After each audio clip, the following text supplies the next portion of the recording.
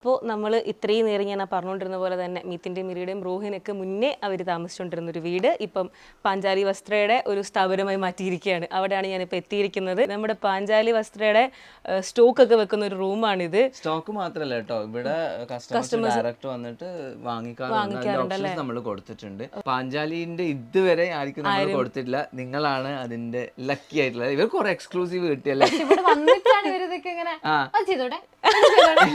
അപ്പൊ നമ്മൾ നോർമൽ ടെക്സ്റ്റൈൽസിലൊക്കെ പോകുമ്പോൾ ഒരു ഫ്ലോറിൽ കുറെ സാരി ഉണ്ടാവും, പക്ഷെ ഇവിടെ വന്നപ്പോ ഇങ്ങനെ മൊത്തത്തിൽ സാരി സാരി സ്റ്റോക്ക് വെക്കുന്ന റൂമാണ്.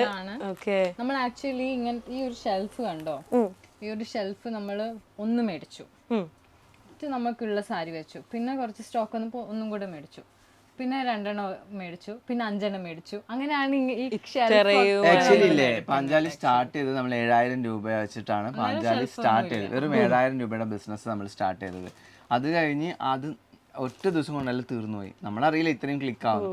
പിന്നെ നമ്മൾ അതിന്റെ ലാഭത്തിനെ കൊണ്ട് മേടിച്ചു, പിന്നെ ഫുള്ള് മേടിച്ചു, പിന്നെ നമ്മൾ കുറച്ച് സേവിങ്സ് പൈസ എടുത്തിട്ടു. അപ്പൊ നമ്മൾ ആദ്യമൊക്കെ സാരി വന്നപ്പോ നമുക്ക് ഈ വീട്ടിൽ ഈ റൂമൊന്നും ഇല്ല. അപ്പൊ താഴത്തെ ഷാള റൂമില്ലേ, താഴത്ത് ഇങ്ങനെ പേപ്പർ വെച്ച് നിലത്തായിരുന്നു സ്റ്റാക്ക് ചെയ്തത്. സ്റ്റെപ്സ് കയറുന്ന ഓരോ സ്ഥലത്ത് ഇങ്ങനെ വെച്ചു, സ്റ്റെപ്സിൽ വെച്ചു, ഇവിടെ വെച്ചു, അങ്ങനെ ആക്ച്വലി വെച്ചടി കയറ്റം എന്ന് പറയുന്നത് അതാണ്.